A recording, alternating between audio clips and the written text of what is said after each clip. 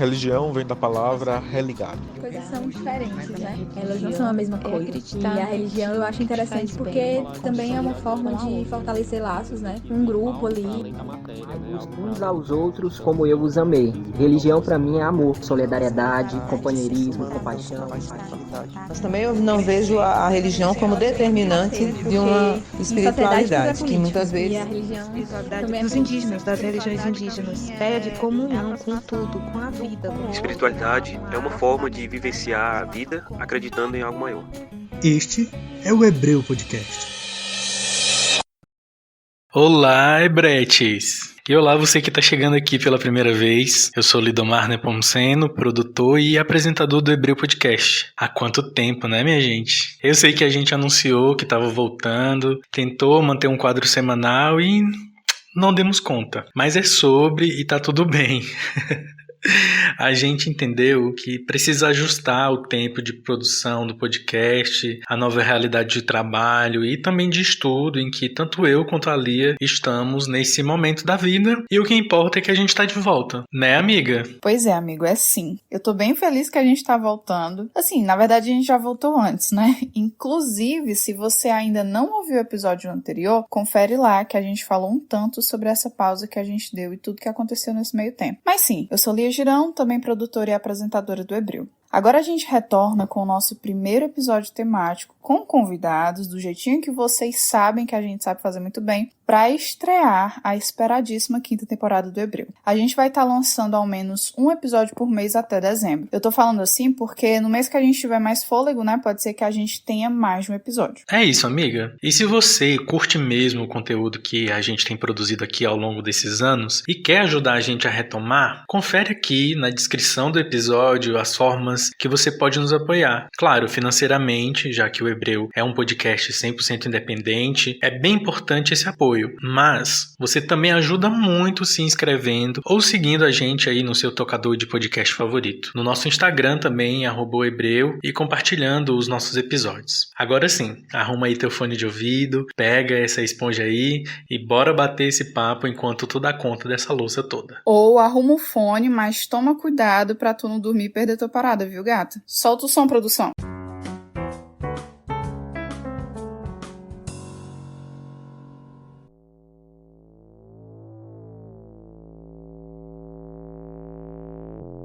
Em pouco mais de uma semana, mais de 400 municípios gaúchos tiveram bairros inteiros engolidos por uma chuva que não parava de cair. A maior tragédia climática da história do Rio Grande do Sul já deixou pelo menos 147 mortos e afetou mais de 2,1 milhões de pessoas. Era o que noticiava a BBC News Brasil no dia 13 de maio deste ano. Nós gravamos esse episódio no dia 30 de maio. Segundo o site Wikipedia, em várias cidades no período entre 27 de abril e 2 de maio, chegou a chover de 500 a 700 milímetros, correspondendo a 1/3 da média histórica de precipitação para todo o ano. E em muitas outras, a precipitação ficou entre 300 e 400 milímetros. Dados do Instituto de Pesquisas Hidráulicas, o IPH, da Universidade Federal do Rio Grande do Sul, mostram que as chuvas de maio levaram 14,2 trilhões de litros de água para o Lago Guaíba, volume que equivale a quase metade do reservatório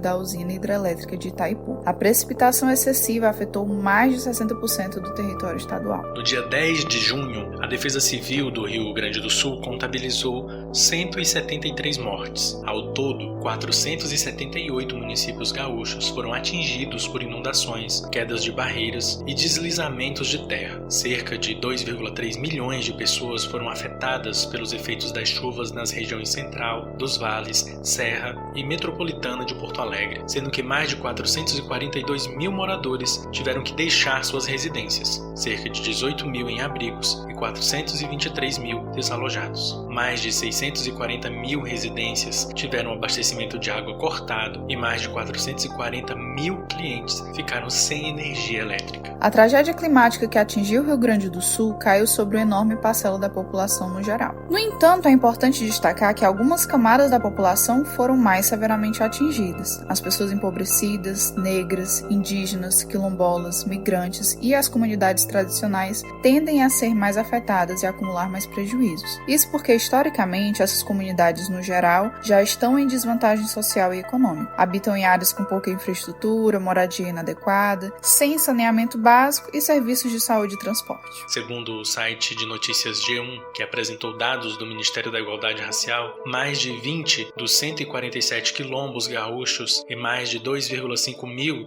dos 17,6 mil quilombolas foram severamente atingidos. O número é maior, segundo a pasta, se consideradas as perdas das áreas de plantio e de locais de trabalho e o isolamento em razão da obstrução de vias. É para dialogar e compreender melhor o contexto histórico e político dessa tragédia que assolou o Rio Grande do Sul que o Hebreu recebe hoje Baba Hendrix Silveira e mestre Ubirajara Toledo.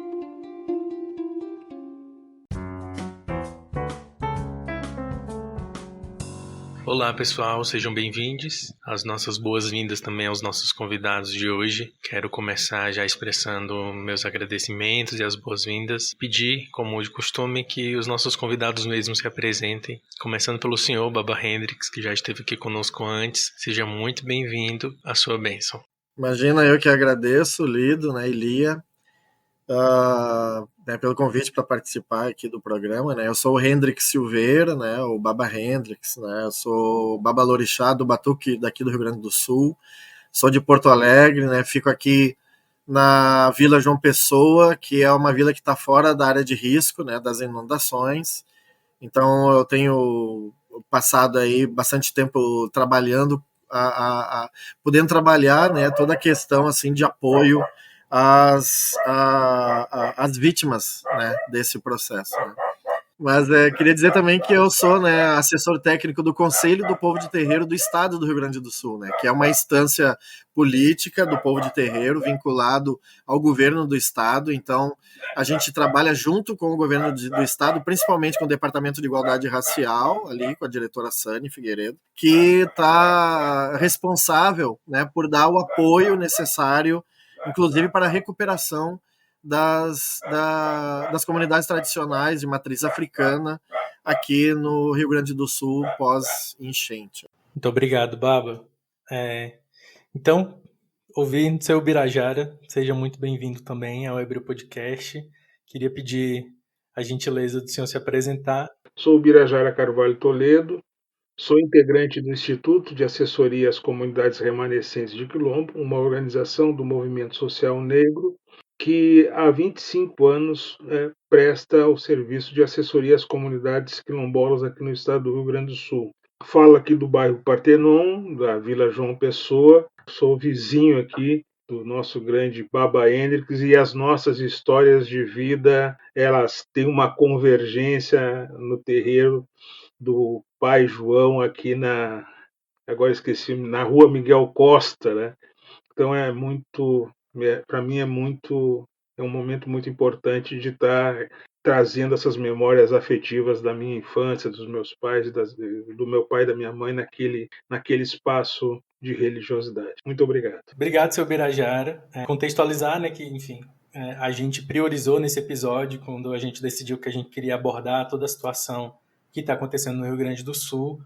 Nós gostaríamos de ouvir aqueles que são representantes das comunidades tradicionais do Rio Grande do Sul, que a gente sabe que são as mais afetadas por toda essa situação, Então é por isso também que a gente fez a escolha de ter essa interlocução no episódio de hoje. Então, mais uma vez, muito obrigado. Eu acho que depois da apresentação do Baba e do seu Ubirajara deu para entender por que esses são os convidados desse episódio. O Hebreu conta com o apoio técnico de Locadora Salva. Siga @Locadora Salva no Instagram. Eu acho que na nossa escolha do roteiro, a gente prezou por começar pelo começo, para identificar um problema assim que ele é bem enraizado na nossa sociedade, na nossa cultura. Inclusive, eu falo do Ceará, Lidomar também é daqui e tal. A gente também enfrentou esse mesmo problema quando declararam que não tinha negro no Ceará. E a gente observa, né, que no caso do Rio Grande do Sul, a gente vive esse apagamento, né, da presença das populações negras e especificamente das populações quilombolas, né, que a gente vê que foram muito mais afetadas por essa tragédia. É até mesmo que uma forma naturalizada da sociedade brasileira de olhar para o Rio Grande do Sul e na identidade cultural não conseguir enxergar o povo negro que é presente. Então, acho que a gente pode começar esse segundo bloco fazendo um comentário sobre isso, né? Como vocês interpretam esse apagamento, o que vocês acham que gera isso e, principalmente, quais são os impactos que isso gera para essas populações negras e quilombolas? Eu acho que o mestre Bira tem mais propriedade para falar, né? Mas eu só queria fazer uma pequena introdução, né, a respeito da fala do presidente Lula, por exemplo, né, quando ele estranha, né, ele tem esse estranhamento com relação à presença negra no Rio Grande do Sul. Né. Então essa fala dele, ela é bastante sintomática de uma imagem que é propagada do Rio Grande do Sul para fora do estado, né, como sendo o estado mais europeu, mais branco e invisibilizando os negros do nosso estado. Então, para mim, a fala do presidente ela é importante, causou aí alguma coisa, né, nas redes sociais, né, alguma reação, mas na verdade ela é importante por demonstrar o quão invisibilizado os negros são aqui no nosso estado, né, mestre? Aproveitando a contribuição do Baba Hendricks, é importante que nós, nesse podcast, a gente vai fazer uma viagem no tempo. E essa viagem no tempo ela vai dizer para nós que o contingente de africanos e africanas que foram trazidos a ferros para o Brasil foi o maior contingente trazido para as Américas. Segundo os dados estatísticos, e muitas vezes essa situação, a dificuldade, vieram para o Brasil uma estimativa de 4 milhões de africanos e africanas que vieram para cá e também para as Américas para construir a pujança e construir esse Brasil que ainda hoje nós construímos. E importante, são 4 milhões de africanos e africanas que trouxeram toda a sua herança cultural e que constrói e que traz uma contribuição, uma riqueza ao processo civilizacional do Brasil, com a sua importância da sua cosmovisão africana, essa forma de olhar o mundo, essas contribuições, porque nós viemos de várias nações do continente africano. E, segundo os estudos, as nações a qual nós somos oriundos, Bantus, Yorubás, Jeje, Nagôs, já eram detentores de muitos saberes, que o processo de apagamento já inicia aí do processo de colonização. E o mais grave é a negação da nossa dimensão humana, que já de África já procuravam apagar.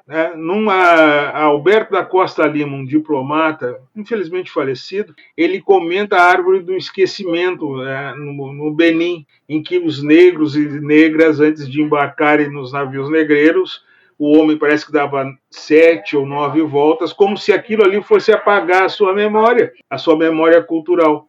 Do processo civilizacional e de construção desse país, o Rio Grande do Sul é a última colônia a ser explorada.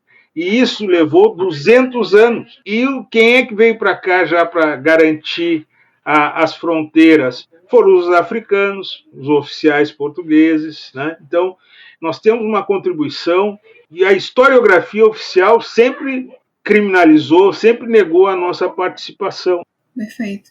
E acho que fica muito nítido, né, quando a gente estuda o processo de colonização e também quando o governo, né, naquela época, implementa políticas de facilitação de estrangeiros europeus, para que viessem ao Brasil e assim, contribuir com esse processo de embranquecimento da população.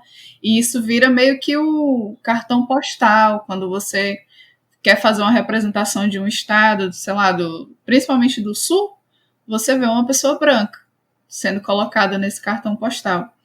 E acho que é muito importante para a gente iniciar essa conversa, a gente está pontuando muito isso, né? Que o Brasil ele foi construído de maneira geral, total, territorial, por mãos de pessoas negras, por pessoas que foram trazidas escravizadas e que construíram esse país. E se não fosse por essas pessoas, nós não teríamos o Brasil que temos hoje. Dando continuidade, né, é importante perceber como essas pessoas têm enfrentado esses desafios, porque apesar da gente entender que a chuva caiu para todo mundo e, enfim, todo mundo foi afetado, a gente sabe que nem todo mundo está no mesmo barco.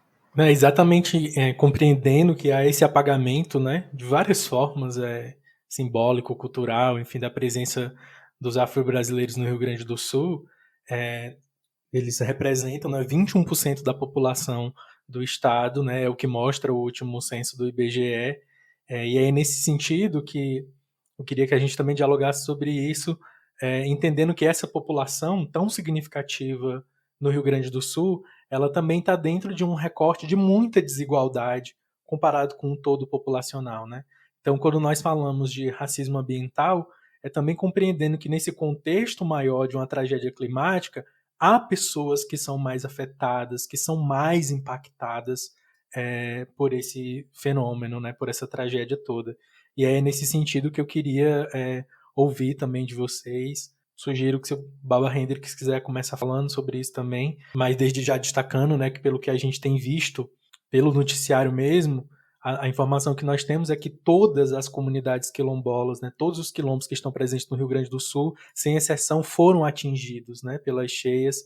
Mas eu queria que Baba Hendricks também falasse da situação dos terreiros, né, afro-religiosos que estão no Rio Grande do Sul e também são atingidos.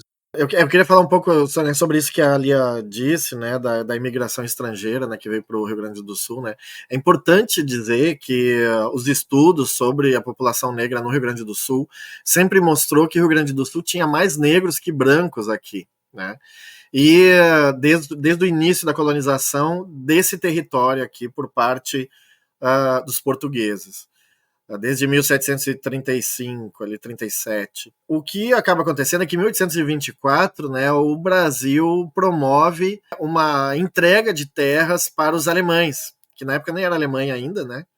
Mas vem esse povo ali, povo de origem alemã, germânica, né, que se instala aqui na região, principalmente do Vale dos Sinos, ali, São Leopoldo, Sapucaia, Novo Hamburgo. E em 1874 é a vez dos italianos, né, já com uma política de branqueamento mesmo da população, né, porque até aí existiam cidades, como por exemplo a cidade de Pelotas, que tinha 70% da população pelotense era constituída por pessoas negras. Então, principalmente depois de 1835, ali com a Revolta dos Malês, já houve essa preocupação, já havia essa preocupação anteriormente, né, com a Revolução Haitiana, em 1804, e existia um grande medo do Brasil de que houvesse uma etnização aqui, né, em função de uma revolta negra, que a população negra era muito maior que a branca. Então, vem os alemães em 1824, daí acontece a Revolta dos Malês em 1835, que assusta mais ainda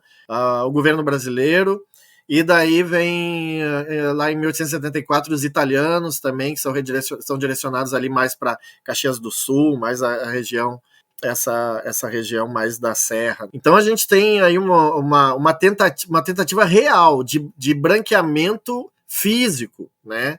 Não apenas ideológico, mas branqueamento físico da população gaúcha. E isso deu tão certo que as pessoas acham hoje que não tem negros do Rio Grande do Sul.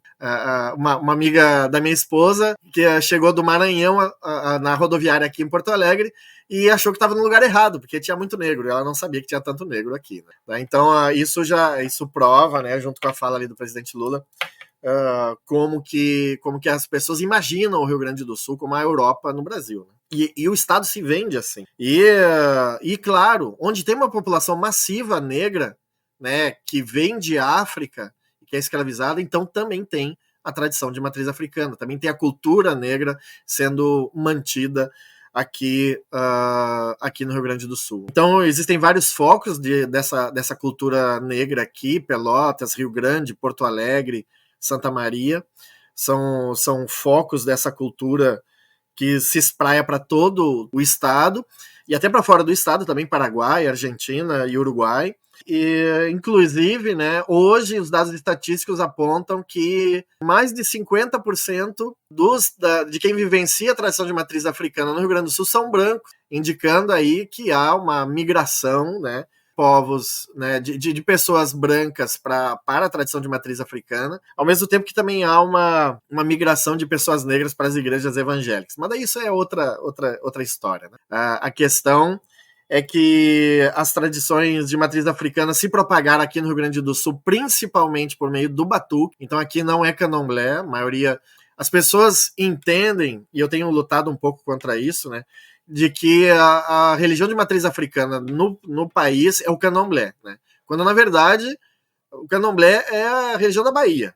Tá? É a religião de matriz africana que surgiu na Bahia e que se espalha para outras regiões do país, inclusive. E aqui no Rio Grande do Sul surgiu o batuque. O batuque é uma tradição irmã do candomblé, mas não é a mesma coisa exatamente. Cultua orixás, tem rituais, tem os mesmos rituais, só que feitos de forma diferente. Enfim, tem uma cara diferente, uma forma diferente. Até o momento, né, como eu disse, eu faço parte ali de uma comissão que está mapeando os terreiros que foram atingidos pelas enchentes. Já tem cerca de 670 terreiros se cadastraram no nosso formulário, né, indicando que foram atingidos pelas enchentes, sendo que mais ou menos 160 são somente em Porto Alegre. A grande maioria, claro, né, na região ali da costeira ao Lago Guaíba.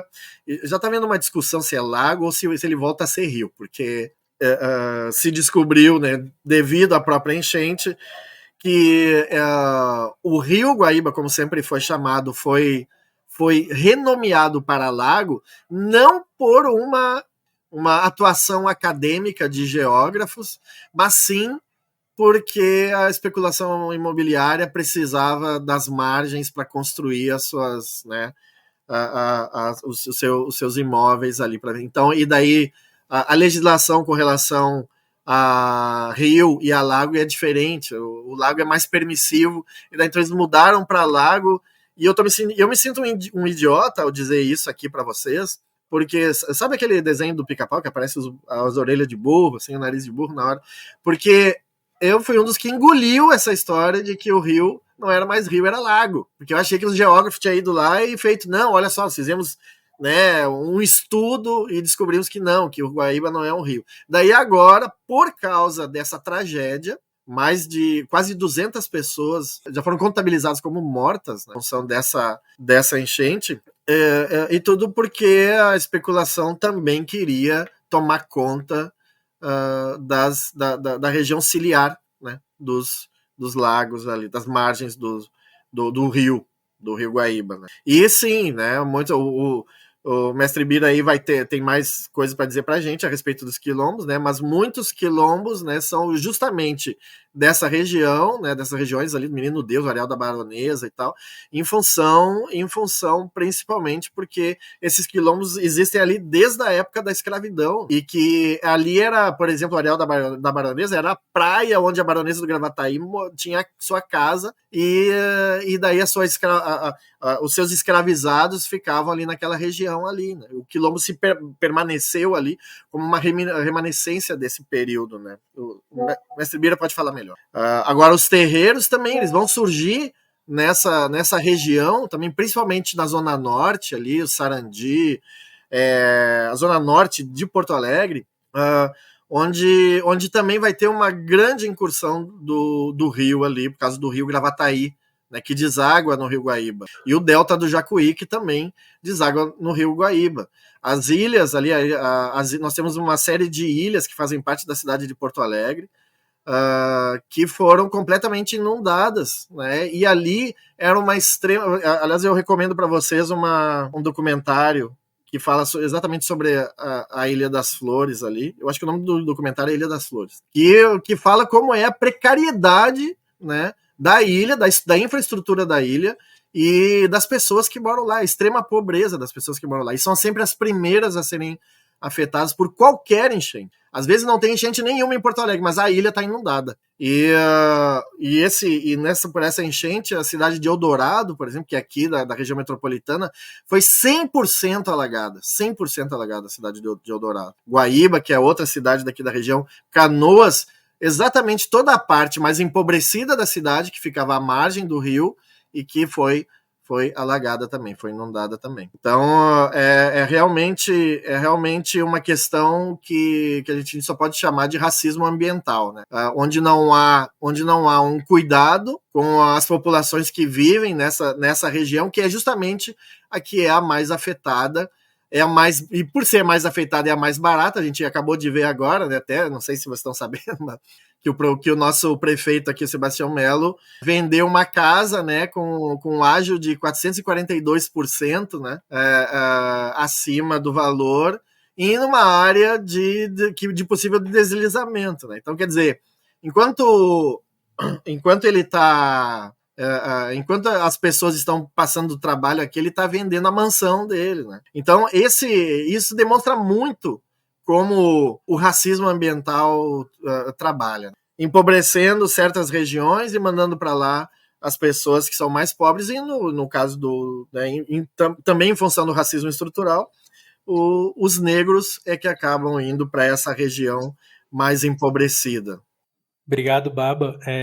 Passando para o seu Birajara, eu só queria que o senhor comentasse de maneira mais específica, né, a situação das populações quilombolas, como elas são de maneira mais intensa atingidas por isso, né, e aí trazendo alguns dados do mapa Biomas, né, que mostram que nos últimos 40 anos o agronegócio teve um avanço muito significativo sobre os territórios, inclusive, das populações quilombolas, né, cerca de 35 mil quilômetros quadrados que eram de floresta, né, enfim, foram substituídos por pastagem e plantio, né, e isso atinge diretamente essas comunidades também, contribui para que isso aconteça, né.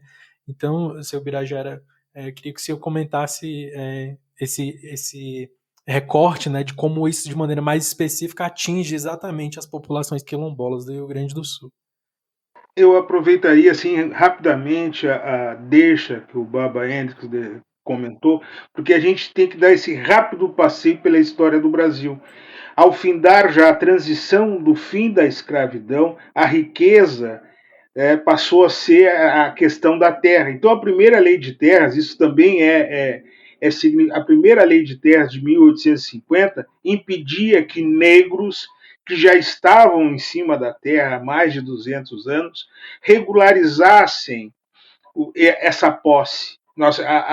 A documentação, ao procurar um cartório para registrar, ou a igreja que serviu. Então, isso já denota que até a questão do acesso à terra passou a ser já uma questão de preparação para essa elite, pseudo-elite, que vai dar origem ao latifúndio e que desrespeita a ocupação das comunidades negras e indígenas. Desconsidera total.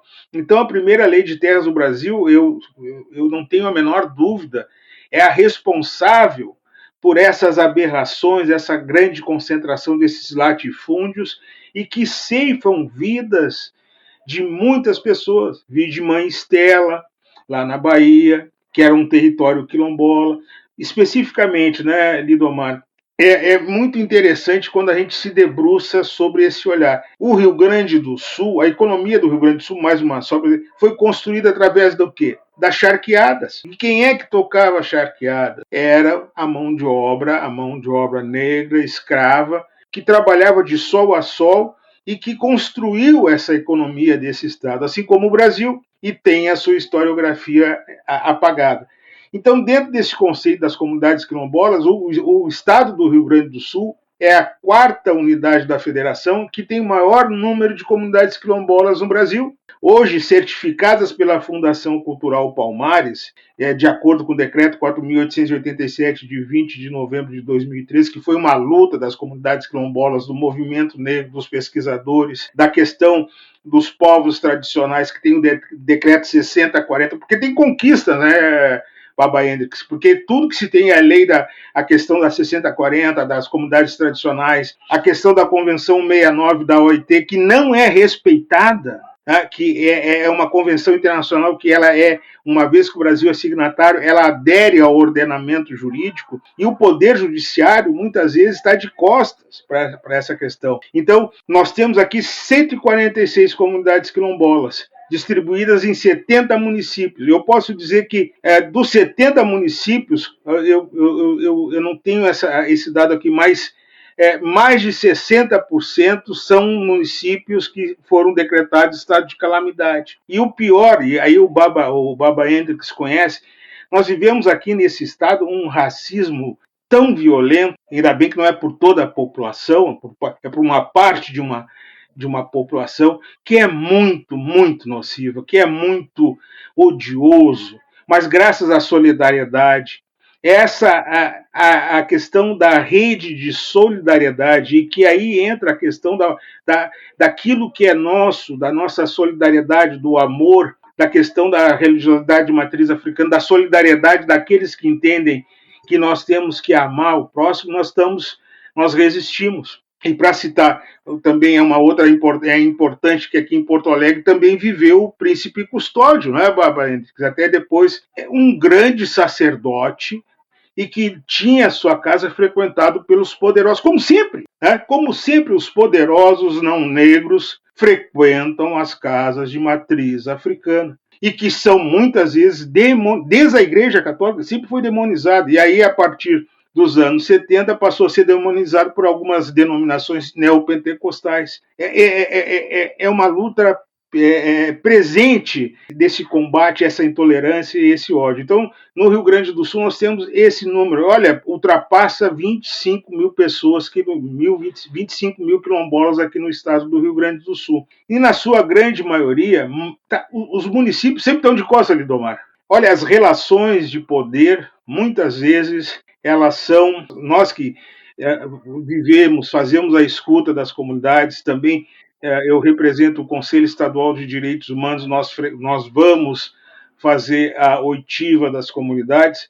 É uma luta permanente, uma negação dos direitos, porque eles colocam como se a universalidade contemplasse toda a situação. Desconsideram que nós somos negados, fomos escravizados por mais de 350 anos, e que isso nos colocou numa condição diferenciada, que existe um abismo social, econômico, da nossa situação em relação às demais classes sociais. Vide aqui em Porto Alegre, nós tínhamos um grande bairro, que o Baba Hendricks já trouxe, que era Ilhota, que é o areal da Baronesa, ficava no bairro Ilhota, um bairro onde a sua grande maioria era uma comunidade negra, que sofreu no final dos anos 70 um processo de expulsão novamente, dentro desse processo de tirar essa gente negra daqui, ao invés de fazer um processo de urbanização que respeitasse a vivência, jogaram para um bairro, na época, na década de 70, a mais de 20 quilômetros do centro de Porto Alegre, sem qualquer tipo de infraestrutura. Então, essas violências, essa questão da ausência das políticas públicas, da efetivação, é uma luta permanente nossa. Mas também permita o Baba Hendricks, Lidomar, dizer que a resistência da comunidade negra, religiosa, de matriz africana, ela é muito importante. Porque aqui no Rio Grande do Sul, nós tivemos grandes expoentes. O poeta Oliveira Silveira, o autor, junto ele, mais Antônio Carlos Cortes, a arquiteta Helena, que nos deixou há pouco tempo, eram componentes do Grupo Palmares, que construíram o Dia da Consciência Negra, e que hoje é feriado nacional. Mas aqui está o Baba Hendricks, aqui em Porto Alegre nós nunca conseguimos que constituísse fosse um feriado municipal. A resistência, nós já temos feriados do Dia da Consciência Negra no Rio de Janeiro, em São Paulo, e aqui no Rio Grande do Sul é sempre essa negação. E aí quero repassar para a Lia, para a gente dar continuidade nessa conversa também, entendendo, né, que a tragédia que assola o Rio Grande do Sul hoje ela não acontece do dia para a noite, ela não acontece quando a chuva começa, né? Teve todo um processo, um histórico que levou a isso, e aí é nesse sentido que Lia vai conduzir a gente aqui na continuidade dessa reflexão. Só pegando um pouquinho o gancho da fala que ocorreu agora, né? Nas duas últimas falas, na verdade, eu consigo identificar tanto o fato da solidariedade como do racismo que foi colocado aqui. Enquanto o Birajara estava falando, eu estava lembrando de uma historinha que eu lembro que eu ouvi há muitos anos numa escola bíblica na igreja, né, que eu frequento. Foi uma irmã que pediu a palavra e ela contou uma historinha de um... Vou tentar contar aqui exatamente como eu me lembro que ela falou. Era uma pessoa que estava passando por uma situação de fome, estava passando uma necessidade e pedia ajuda a várias pessoas e ninguém queria ajudar quando as pessoas de um terreiro, e aí ela, né, só falou que era de um terreiro, se reuniram para montar uma cesta básica e mandar para essa pessoa. E parece que essa pessoa era cristã, evangélica, alguma coisa assim, e nenhuma igreja quis ajudar, nem a igreja dela.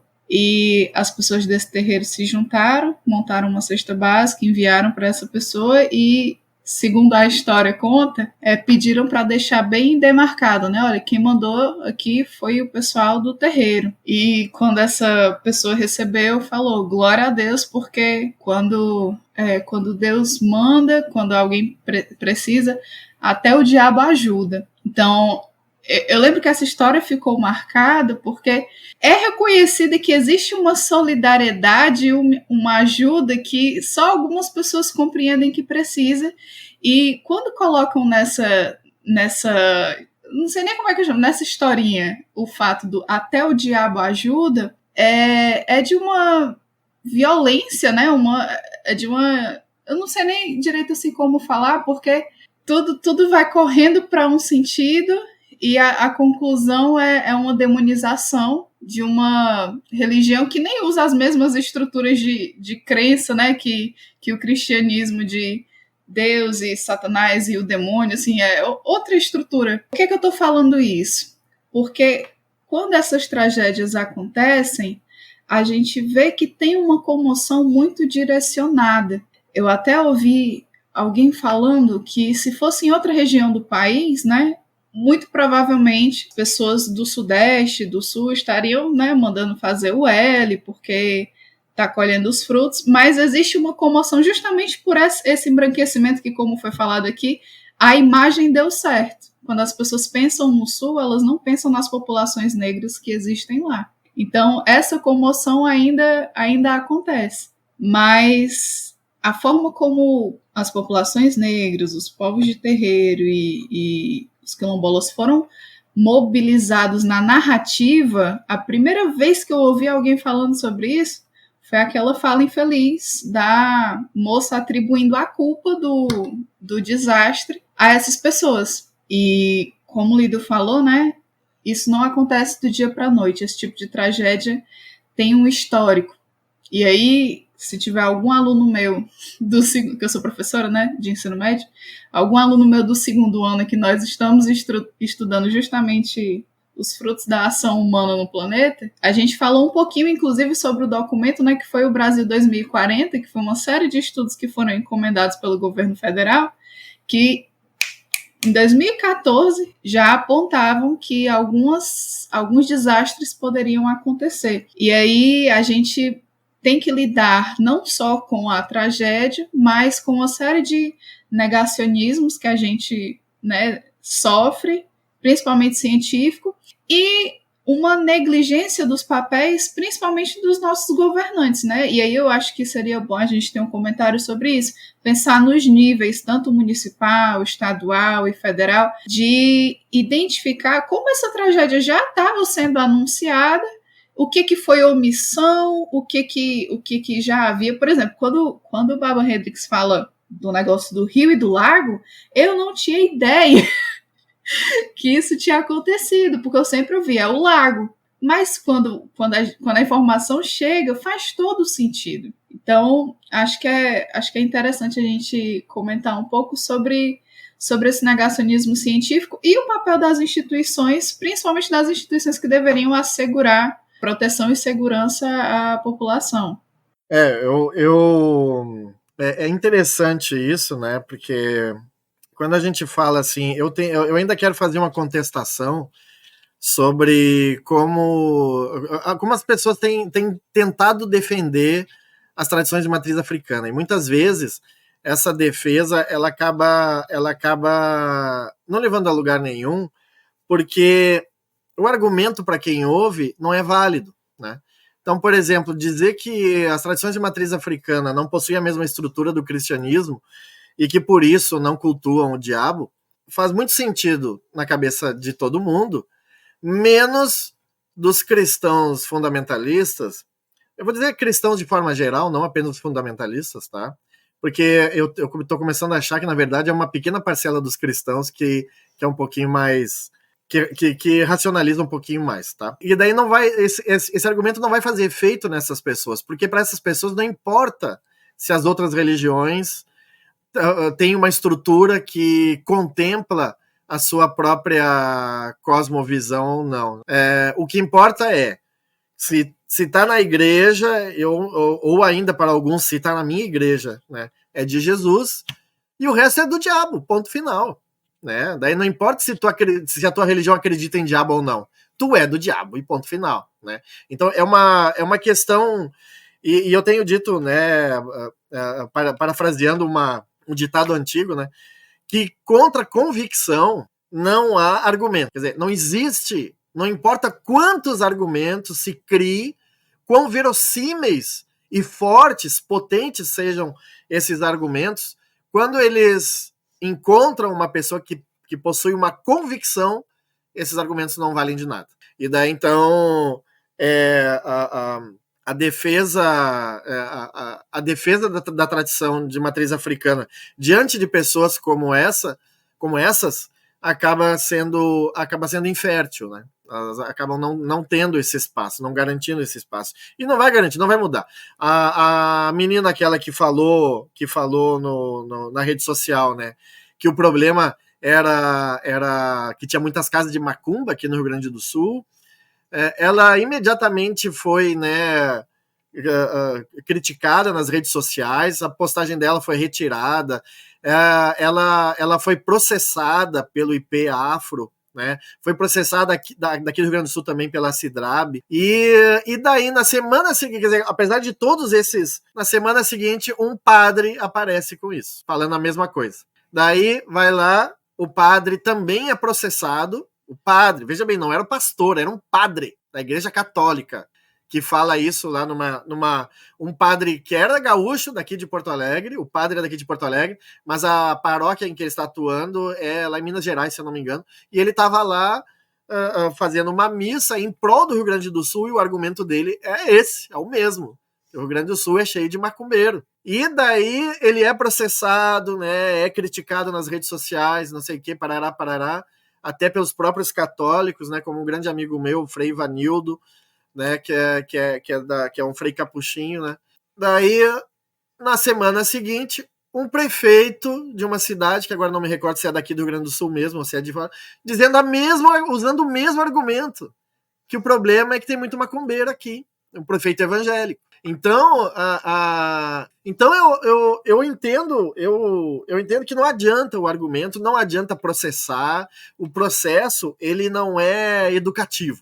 Ele vai doer no bolso da pessoa que está sendo processada, mas isso não vai afetar as outras. Até pelo contrário, é capaz das outras fazerem uma vaquinha para pagar o processo daquela ali, entendeu? Porque as pessoas que têm as mesmas convicções se apoiam, não fazem uma avaliação de certo ou errado. O certo é elas, porque é uma convicção. E é por isso mesmo que o negacionismo científico acontece nesses meios, né? Porque é importante dizer que não é o ser humano que determina as coisas, e sim Deus. É Deus que está dizendo. Então não adianta o ser humano vir dizer que tem toda uma história ali de descaso dos governos com relação aos cuidados ambientais, ao desmatamento que aconteceu, né, no norte do país, que isso refletiu num efeito climático que acabou desaguando. Não adianta nenhum argumento científico. Não adianta nenhum cientista vir dizer, porque o cientista não tem autoridade sobre a própria ideia que se tem de Deus.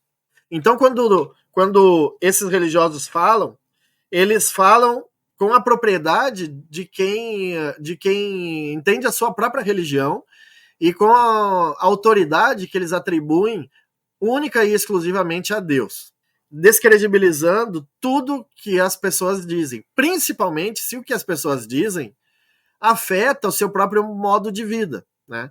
Então, dizer, por exemplo, né, como a gente tem dito, que as margens do Rio Guaíba tem a ver com a questão da questão imobiliária, daí tu vai ver os donos das imobiliárias são brancos de uma elite vinculados a alguma igreja.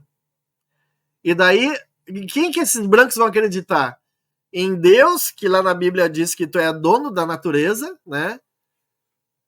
Vocês são melhor do que eu para dizer isso, né? Tu e o Lido, né? Mas tá lá na Bíblia, né? Deus, né, cria o homem puro, cria tudo antes. Daí cria o homem por último e diz, bota o nome em tudo aí, que é tu que vai tomar conta disso aí tudo. Ou seja, a Bíblia autoriza o homem a fazer o que quer com a natureza. E daí o homem vai lá, desmata lá na Amazônia, né? Vem aqui e cria cria situações aí que geram uma problema. E tem gente até hoje que não acredita no buraco da camada de ozônio. Tem gente que defende e não acredita que as mudanças climáticas são em decorrência do gás carbônico dos automóveis. Porque é mais importante defender o uso do petróleo do que da luz elétrica, por exemplo, ou da luz solar, da energia solar, outras formas mais limpas de energia, né? Porque não dá dinheiro, o que dá dinheiro é o petróleo que dá dinheiro. Então, e essas pessoas elas se agarram, então, a um capitalismo cristão, né? A um capitalismo cristão, que transforma o argumento religioso acima do argumento científico. Né? Então, por isso é tão difícil lutar contra esses grupos. Porque esses grupos são poderosos no sentido econômico, mas, sobretudo, político. E é por isso que eles querem estar na política. É por isso que eles querem... que eles não gostam. O Lula...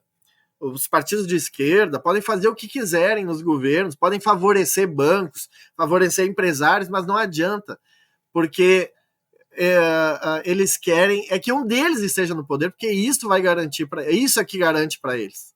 Então, para eles, o que um partido de esquerda dá é migalha, não é garantia, não tem garantia.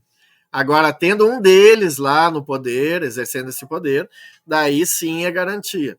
Então, eu não queria descambar para a questão política, mas essa questão, né, de direita e esquerda e tal. Mas é que é tão evidente, né? É tão evidente e está tão vinculado, as coisas estão tão vinculadas umas nas outras, que é difícil desassociar. Difícil para mim, pelo menos, desassociar. Me desculpem aí esse meu discurso, assim. Mas é que é difícil de desassociar, né? É fácil ver quem defende, por exemplo, quem votou agora a favor das fake news, né? As pessoas votaram a favor das fake news, quer dizer, as pessoas querem defender a mentira, querem dizer que não, pode mentir sim, né? Isso é terrível, esse é o tipo de civilização ao qual nós estamos caminhando, né? E isso me deixa muito deprimido e grato por eu já ter passado dos 50, daqui a pouquinho eu tô no caixão. Assim, Lidomar, Lia, Karine, né? E Baba Hendricks. A realidade é que eu vou me atrever a dizer o seguinte: a base do capitalismo, uma das bases sedimentares do capitalismo, é o racismo. A economia mundial que hoje nós vivemos, ela foi construída em cima da escravidão. É isso que nós temos. O nosso inimigo é o capital. Porque, vejam bem, a escravidão ela foi moeda de barganha, de acumulação de riqueza primária para chegar à Revolução Industrial. Não foi uma coisa, uma benesse. A Revolução Industrial se deu pelo trabalho escravo que propiciou a acumulação primitiva do capital para que se desenvolvesse a máquina a vapor. Então, a base, e não obstante essa exploração de terminar a escravidão, porque também tinham setores da sociedade que falavam que era desumano, mas o econômico preponderou. O econômico também estava na ordem do dia. E aí termina a escravidão, mas as potências europeias, lá no século XIX, fazem a Conferência de Berlim e fatiam o continente africano conforme os seus interesses para continuar explorando.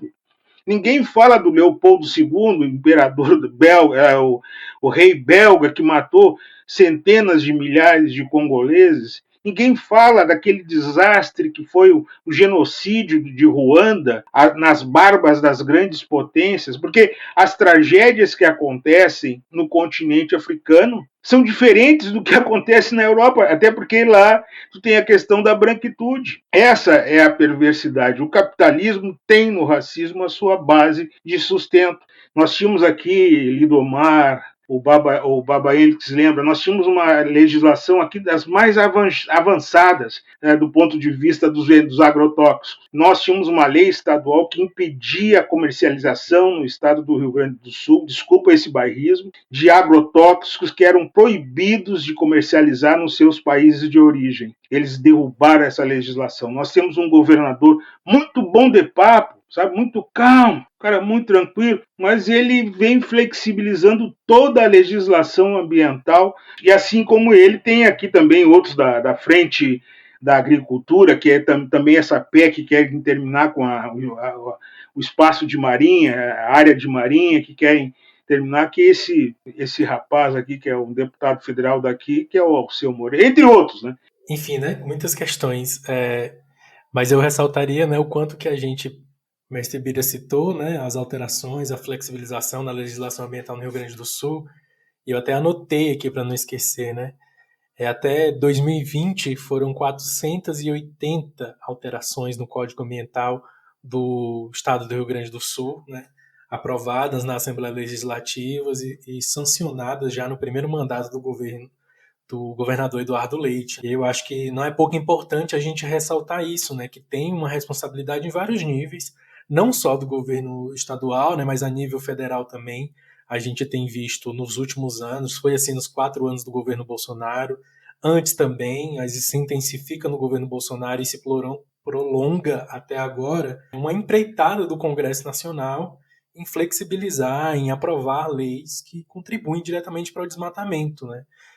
A frente parlamentar do agronegócio é uma das mais poderosas, mais bem articuladas dentro do Congresso Nacional, e tem vários deputados do Rio Grande do Sul, né, que são grandes expressões dentro dessa bancada e que contribuem para esse desmonte das políticas ambientais dentro do país. Então, quando a gente percebe uma política de Estado que não luta, né, não trabalha efetivamente para que terras indígenas sejam demarcadas, para que as terras dos quilombolas sejam demarcadas, quando há tantos estudos que comprovam, né, que essas populações cuidam do meio ambiente, né, ajudam efetivamente na preservação do meio ambiente. E aí, verdade seja dita, nós estamos num governo de esquerda, um governo dito progressista, um governo que prometeu a criação do Ministério dos Povos Indígenas, e nós vimos a criação desse ministério, mas que nós também vimos o Congresso Nacional esvaziar os poderes desses ministérios, né, dos povos indígenas e do meio ambiente, que tem Marina Silva à frente, com o silêncio, com a leniência, talvez, do governo federal, né? Então, tem um histórico também de um enfraquecimento dessa legislação que fatalmente contribui para que essas tragédias aconteçam e que sejam cada vez mais recorrentes, porque é o que a ciência vem apontando já há tanto tempo. E daí, dando prosseguimento na nossa conversa, já para o terceiro e último bloco, eu queria pedir tanto a Baba Hendricks quanto para o mestre Ubirajara falar como está a situação nesse momento no Rio Grande do Sul, com relação às populações quilombolas, com relação às comunidades tradicionais de terreiro, ou mesmo aonde vocês estão situados, né? E aí, nesse momento, para que os nossos ouvintes entendam também, né, a gente está gravando no dia 30 de maio, né? Então, nesse momento, como é que está a situação das comunidades tradicionais diante das enchentes. E depois a gente segue para as considerações finais. Baba Hendricks. Uma das coisas que o mestre Bira falou ali foi a questão de como nós nos ajudamos aqui, né? Como as comunidades se ajudam, se autoajudam, né? E as comunidades tradicionais de matriz africana daqui, né? As casas de terreiro, ou casa de religião, como a gente chama aqui, elas, as que não foram afetadas, muitas das que não foram afetadas, ficaram preparando marmitas e acolhendo pessoas, né? Que perderam suas casas, né? Teve gente que perdeu tudo, ficou só com a roupa do corpo, né? E as casas de religião, e isso não foi divulgado nas mídias, por isso eu acho importante, né, esse podcast, porque as mídias falaram das igrejas, falaram dos abrigos que as igrejas construíram, além dos próprios governos, né, municipal e estadual, mas não falaram de como nós, da tradição africana, estamos atuando também em meio a essa catástrofe, né? Muitos terreiros fazendo mais de 1.500 marmitas por dia, né, para distribuir comida, alimento para as pessoas, e muitas vezes sem receber os insumos do governo. E muitos terreiros também acolhendo pessoas, né, sem também receber nenhum tipo de apoio, nem do governo, nem mesmo recebendo as doações, né? Mas tem outros terreiros que estão recebendo doações e distribuindo, né? Então, assim, é um trabalho em conjunto. Nesse momento não chove desde domingo, eu acho, ou segunda, porque o grande problema aqui era baixar as águas, né? E as águas estavam baixando, quando começava a baixar, chovia de novo, né? O mês inteiro choveu, aliás, teve 2 dias que choveu mais que o que chove o ano todo aqui no Rio Grande do Sul. E lembrando que o Rio Grande do Sul chove de verão a verão, né? Nós não temos uma estação da chuva, uma estação da seca, né? Aqui vai entrar o verão, chove, vai entrar outono, chove, vai entrar o inverno, chove de novo, vai entrar a primavera, chove de novo. Aqui é sempre assim, né? Então chove o ano todo aqui no Rio Grande do Sul, é muito úmido o nosso ar. E em 2 dias choveu o mesmo que o ano inteiro. Mas, apesar disso, né, tá baixando bastante as águas, né, tá baixando, e a gente espera que se mantenha firme o tempo, pelo menos até o final da semana que vem, que daí vai baixar o suficiente para, caso chova de novo, as águas não subam. Porque no segundo temporal que teve semana passada, as águas invadiram outras regiões que não tinham invadido da primeira vez. Chegaram em outros bairros, inclusive na Restinga, que é um dos bairros mais distantes daqui do centro de Porto Alegre, que é esse bairro que o mestre Bira falava sobre como o pessoal da Ilhota foi enviado lá para Restinga, lá. E, né, então, assim, é um bairro muito distante, e mesmo assim também foi afetado pelas enchentes, né?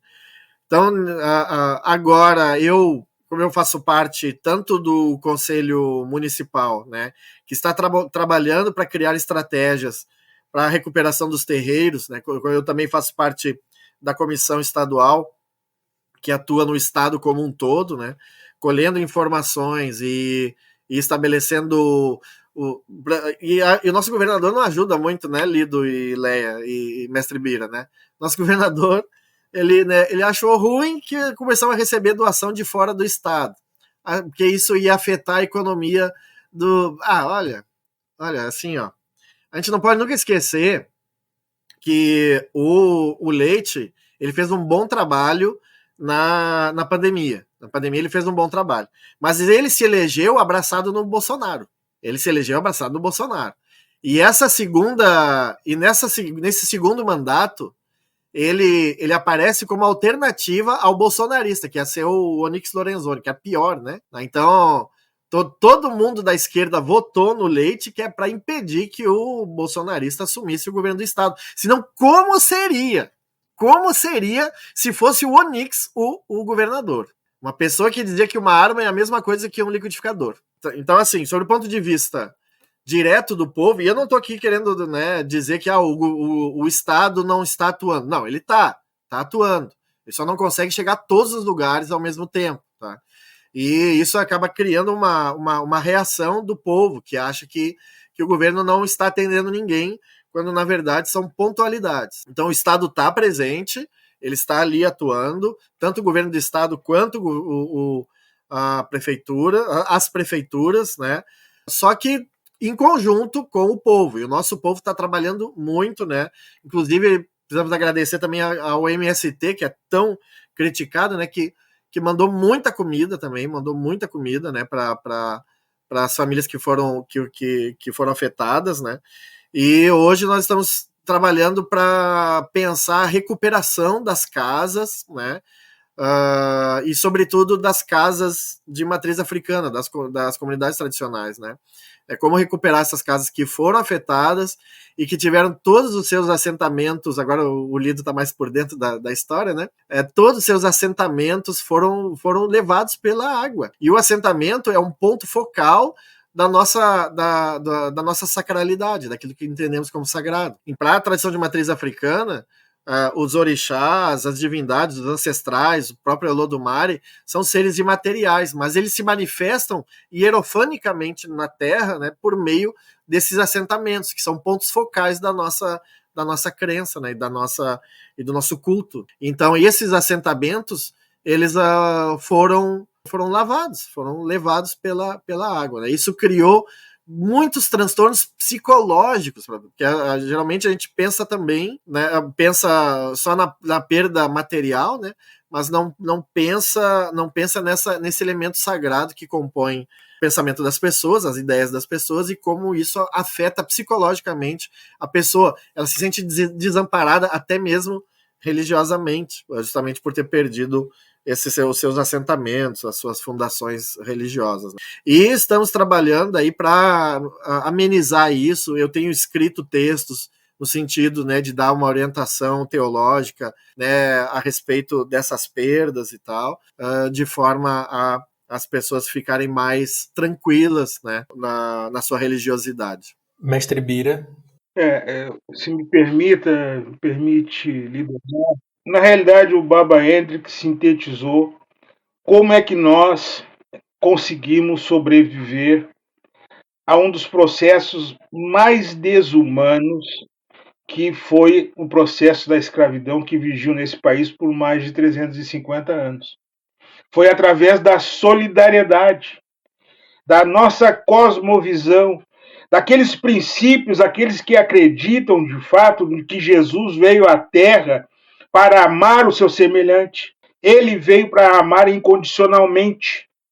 Então, a solidariedade, e é muito importante que o Baba Hendricks traz a questão do MST, que é uma organização que ela é diuturnamente bombardeada por setores conservadores, mas que na hora do vamos ver, da solidariedade, está junto. Aí eu pergunto, né? O agro é pop, o agro é business. Cadê o agro para auxiliar o nosso povo? Aonde que está o agro? Aonde que está a solidariedade? A solidariedade está construída por aqueles que construíram esse país. Está pela questão da religiosidade de matriz africana, que é demonizada. Está por aqueles que creem, de fato, na solidariedade de um amor ao próximo. Desculpe, mas é muita... Eu vejo esses setores hoje como se fossem os abolicionistas do século XIX. Esses setores que estão irmanados nessa luta do combate ao racismo e da intolerância são os nossos irmãos abolicionistas do século XIX, que estão aí reificados, ressignificados nos dias de hoje. E é isso que faz com que nós possamos estar lutando, estar renovando as nossas forças. A questão da destruição das plantações das nossas comunidades quilombolas, que não são as políticas públicas, não chegam até ele. Pronaf A, Pronaf B, Pronaf 1, Pronaf 2, essas políticas não chegam às comunidades. E a tragédia é tão grande, e aí a gente sabe que essas políticas para chegar até a comunidade negra, porque a comunidade negra é aquela que está lá no fundo do campo. Se existe um Rio Grande profundo, o Baba Hendricks conhece também, é onde estão as comunidades quilombolas. Estão lá no canto do campo e o poder público muitas vezes só enxerga eles quando é período eleitoral. Afora isso, tem muitos prefeitos que dizem que eles são todos iguais, têm que serem tratados como todos. São todo mundo igual.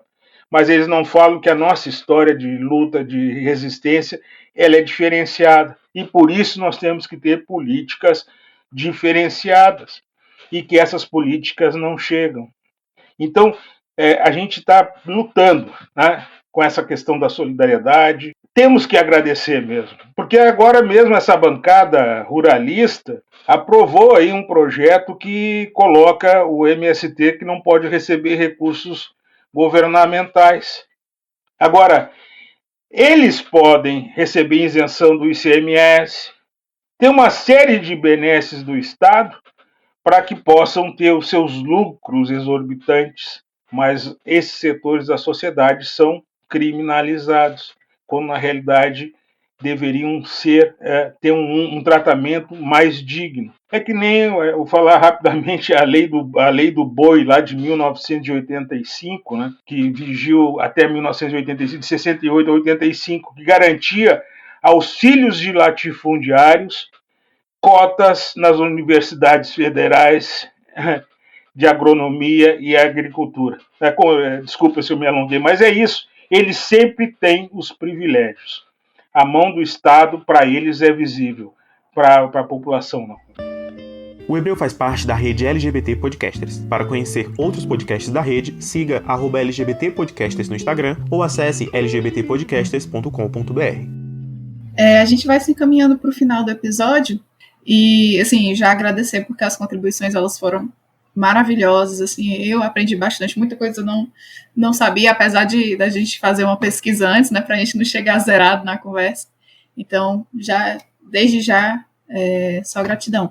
E aí, nessas considerações finais, que a gente pode fazer de maneira bem breve, já pedi para incluírem na fala também como essa ajuda pode ser enviada, né, a gente teve esse impasse, tanto em relação ao governador achando ruim as doações, como também o lance da galera que estava fazendo Pix para o governo, e esse Pix não era repassado de maneira emergencial. Enfim, e eu sou muito a favor de você observar as organizações e aí escolher para onde você quer direcionar a sua doação. E aí eu acho que é um espaço interessante para a gente fazer isso, né? Quais organizações estão precisando e que nós podemos ajudar. Fica à vontade. Eu recomendo pesquisar bastante, né? Porque existem vários canais, várias instituições que estão recebendo Pix, né?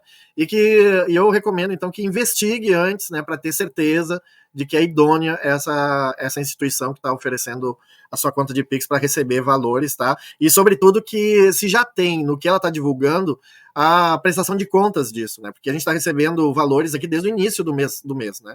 Então já tem que ter tido alguma prestação de contas, tá? E quanto à doação de alimentos, material de higiene, principalmente, tá? Porque alimentos sempre vem muito, mas vem pouco material de higiene. O pessoal de São Paulo entrou em contato comigo querendo saber o que a gente precisava, que eles iam mandar um caminhão para cá, e eu disse, material de higiene, né? Pasta de dente, escova de dente. As pessoas perderam tudo, elas não têm nada para fazer, nem mesmo a sua higiene, papel higiênico, coisas assim que as pessoas estão precisando. Mandem o caminhão, pode mandar, ninguém vai ser barrado na estrada, ninguém vai ser multado por excesso de peso, tudo é fake news, tá, gente? Então, mandem sim, se organizem aí nos seus estados, mandem para cá para o Rio Grande do Sul, que nós, se mandar para um terreiro, né, o meu terreiro está recebendo, outros terreiros estão recebendo, e a gente faz essa distribuição, tá? Bom, então agora, para fechar, né, eu quero aproveitar, agradecer o convite para participar desse podcast, né? Agradecer, então, a ti, Lia, também ao Lidomar, né, e ao Mestre Bir aqui, que trouxe também muitos elementos importantes aí. Quero agradecer, sobretudo, a preocupação, né, das pessoas com relação ao Rio Grande do Sul, e que possa enviar 10 centavos já ajuda muito, acreditem, né? Nós somos 300 milhões de pessoas, né? Então, com certeza, ajudar as que estão precisando aqui vai ser muito bem-vindo, independente do que o governador acha ou deixa de achar. Eu sou muito grato a esse convite do Lidomar, do Baba Hendricks, da Lia, de nós estarmos conversando sobre assuntos tão relevantes, e que isso é a demonstração, né, daquilo que é o amor incondicional. Independente de que algumas pessoas possam ter proferido manifestações racistas, intolerantes em relação aos nossos irmãos do Norte, Nordeste, está aí o amor, está aí a resposta. Somos brasileiros, está aí a resposta a essas pessoas infelizes que apregou e acreditam numa pseudo-superioridade. Então, muito obrigado. E isso é uma demonstração de que nós temos uma dimensão humana através das nossas contribuições civilizatórias, da religiosidade, da importância do respeito. Então, eu fico por aqui porque é muito significativo e relevante, né, que as contribuições cheguem, mas, acima de tudo, é essa rede de solidariedade, de amor, que a gente sempre teve e que garantiu a nossa sobrevivência a um dos processos mais perversos. Então, em nome do IACOREC, essa organização do Movimento Social Negro, que é essa entidade que presta assessoria às comunidades quilombolas, eu agradeço essa possibilidade desse diálogo. Um abraço, um axé, um amém, um shalom muito grande para o Baba Hendrix e para todos aqueles que estão irmanados nesse momento para ajuda e que nós possamos superar esse momento que não termina agora. O inverno não começou aqui ainda, gente. É isso, né, Baba Hendrix? O inverno não começou e, pelo jeito, esse ano nós vamos ter um inverno rigoroso. Muito obrigado e sou eternamente agradecido. Gratidão a todos, ao meu amigo Baba Hendrix. Eu estou, assim, muito emocionado e muito grato por ter podido conversar com vocês. Muito obrigado. Imagina, mestre, a gente que agradece o senhor, o Baba Hendrix, e a todos os nossos ouvintes, a todas as nossas ouvintes que acompanharam esse papo até aqui.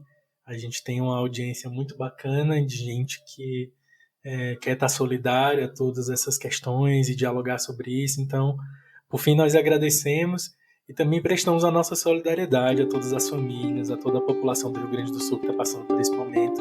E você que pode ajudar, não deixe de ajudar. Então é isso. Obrigado a todo mundo e até o próximo episódio.